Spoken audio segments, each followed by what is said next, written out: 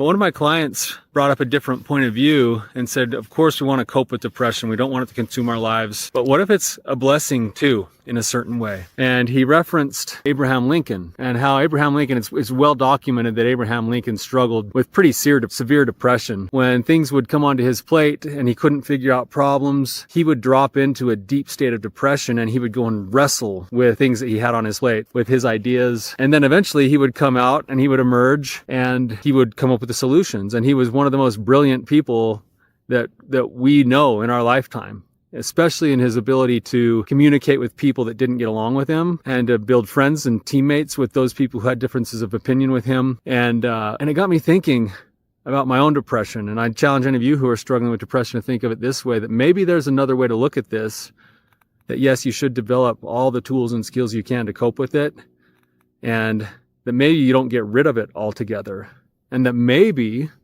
those little moments and waves that come, even though they're painful and they're hard and they're difficult, they come with a wrestle inside, an emotional wrestle, a mental wrestle. But that as you emerge from those waves of emotion, of depression, you may be emerging with new insights, new growth,